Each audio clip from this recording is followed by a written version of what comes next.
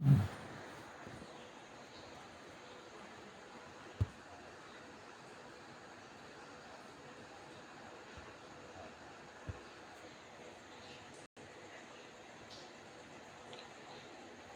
civilization of East Asia.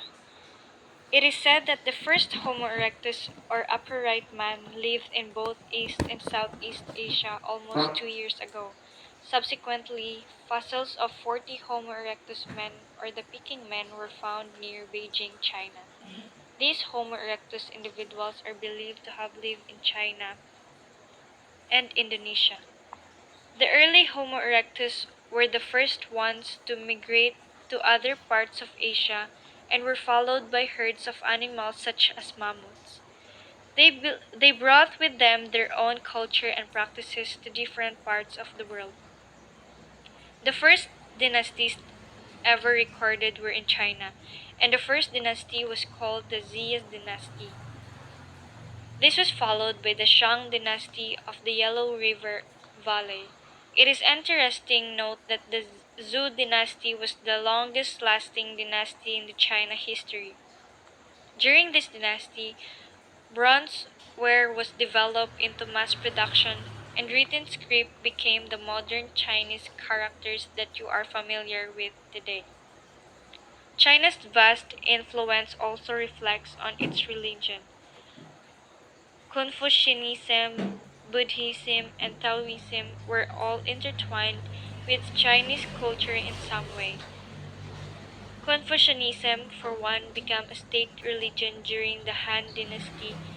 Eventually, these beliefs, traditions, and practices spilled onto other countries and terrorists in East Asia.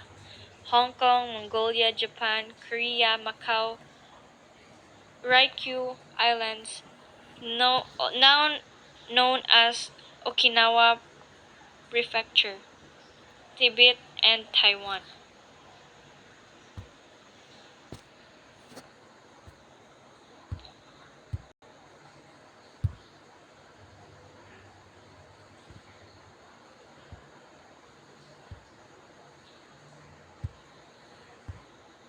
Postcolonial literature. The extensive history of colonialism in Asia cannot be denied. Almost all Asian countries have been colonized in some way or another. In response to this long history of colonization and the aftermath of it, literature has begun to tackle these prevailing issues in society. Literary criticism has also responded to this with an intellectual discourse called postcolonialism or postcolonial studies. Living in a postcolonial era, it may be quite challenging for you to determine which parts of you are truly Filipino and which parts of you are influenced by our previous colonizers. A healthy discussion of this issue is important to acknowledge the ways in which you can respond and deal with the realities of living in a post colonial country. So, first, what is post colonialism? It is an era or theory that is developed after certain colony gains independence from its mother country.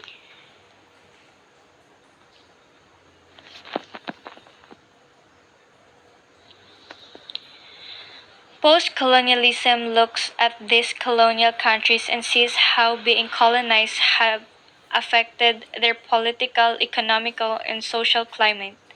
Aside from this, how does the post-colonial countries respond to the independence it is sudden given and how it still bound the countries that have colonized it beforehand? So many literary works have featured characters who struggle with their own identity after being colonized. How does the character deal with the emotional, economical, and political effects that the colonizer have brought and left behind? Postcolonialism analyzes this particular text by reading the text in a specific and critical way. Postcolonialism asks the reader to analyze and expound on the effects of colonization and imperialism on the characters. Furthermore, It also seeks to look at the way the powers of the colonizer are extended beyond their colonial era and into the future of the colonized country.